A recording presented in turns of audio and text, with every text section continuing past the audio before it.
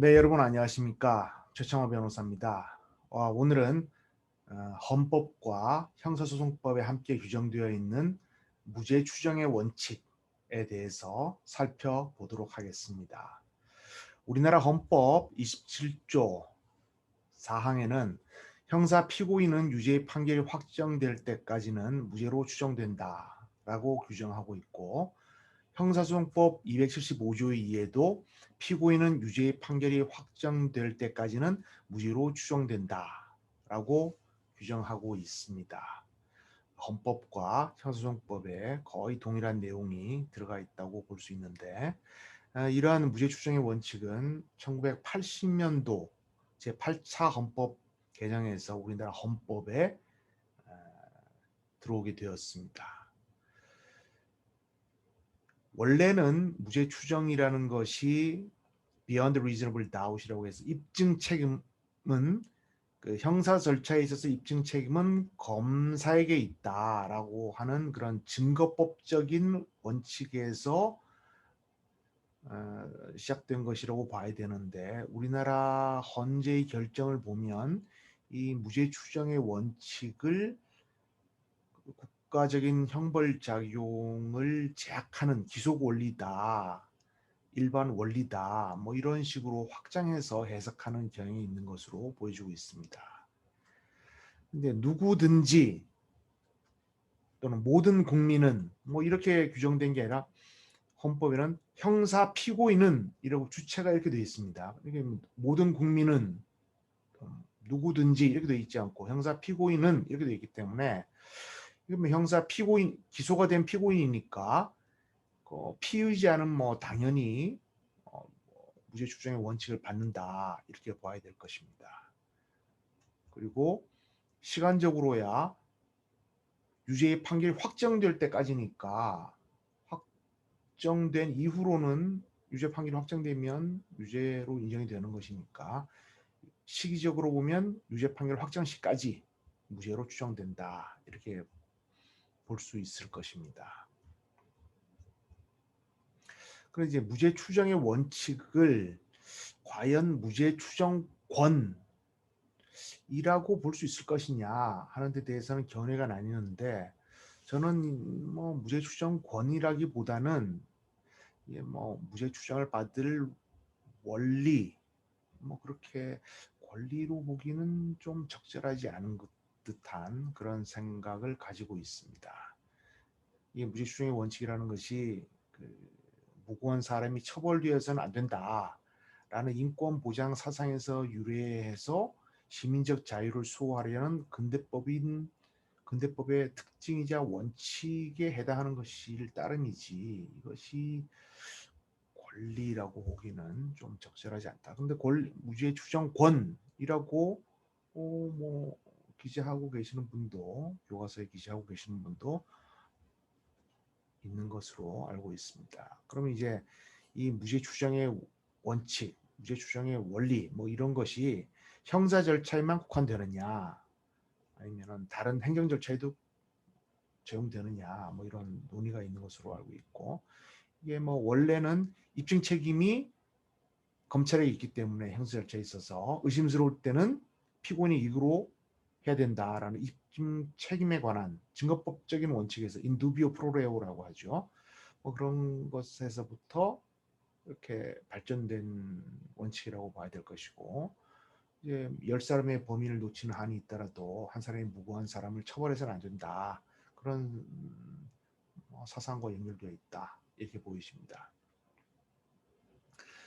그리고 이제 형사 절차에서는 이제 불이익한 처우를 해서는 안 되기 때문에 피의사실 공표죄 이런 것도 무죄추정의 원칙과 관련이 있다라고 하는데, 피의사실 공표죄라는 것은 제가 찾아보기로는 미국, 일본, 독일 이런 형법전에는 규정되어 있지 않습니다. 우리나라에만 규정되어 있는 것인데, 무죄추정의 원칙과 관련이 있다, 뭐 이런 언급을 하시는 분도 계시고, 또 우리나라 헌재에서는 헌법상 무죄 추정의 원칙에서 불구속 수사의 원칙이 파생된다. 뭐 이런 설치를 하는 경향이 있습니다. 그런데 불구속 수사의 원칙이 무죄 추정의 원칙에서 파생된다고 논리적으로 과연 연결이 되는 것인지에 대해서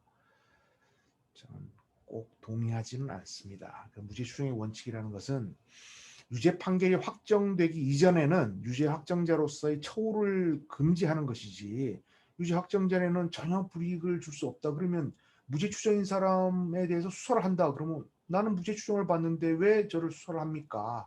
라는 이런 논리가 가능하지 않겠습니까? 그래서 무죄 추정의 원칙이 반드시 불구속 수사의 원칙과 논리 필연적으로 연결되는 것은 아니다. 뭐 저는 이런 생각을 하고 있습니다.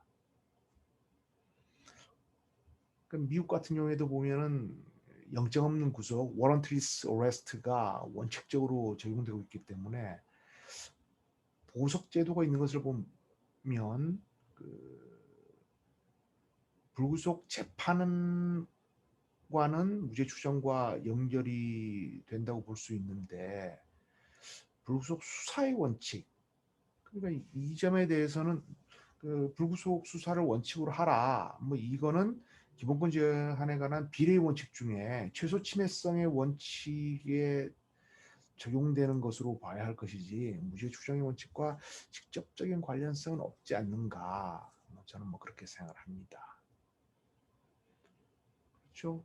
아까 말씀드렸듯이 보석제도라는 것이 범죄로 인해서 체포나 구속돼 있는 사람을 향후 진행될 형사 절차에 있어서 출석, 보통 베일, 보증금을 납부하고 다음에 그 재판 절차에서 출석할 것을 조건으로 인해서 석방하는 그런 절차인데, 보석제도는 확실히 그 무죄 추정의 원칙과 관련돼 있다. 뭐 그런 생각이 듭니다. 그래서 공소 제기가 되었을 때 반드시 징계를 해야 되느냐? 징계 절차와 형사 절차는 동일하다고 볼 수 없기 때문에 공소 제기가 됐을 때 징계 절차를 하는 것은 뭐 무죄 추정의 원칙에 반하는 것은 아니라고 보여지고, 공소 제기가 됐다고 해서 필요적으로 직위해제 처분을 하도록 하는 것, 그것은 무죄 추정의 원칙에 반한다. 이렇게 보여집니다. 그다음에 미결 수용자에 대해서 재소자용 의류를 입게 하는 이런 경우가 있는데, 이런 경우에 시설의 보호, 교도소, 구치소의 시설의 보호를 위해서 입게 하는 것은 위헌은 아니라고 보고, 수사를 받거나 재판 단계에서 유죄가 확정되지 않은 사람에게 재소자용 의류를 미결 수용자에게 입게 하는 것, 그것은 위헌이 아닌가, 뭐 이런 생각이 듭니다. 무죄 추정의 원칙이 우리나라 헌재의 그 입장에 의하면 형사사법제도를 크게 아우르는 큰 원칙 정도로 격상되어서 평가받고 있기 때문에, 여러분들은 이제 무죄 추정의 원칙에 대해서 상세히 익혀두시는 것이 좋겠습니다. 네, 오늘 강의를 경청해 주셔서 대단히 감사합니다.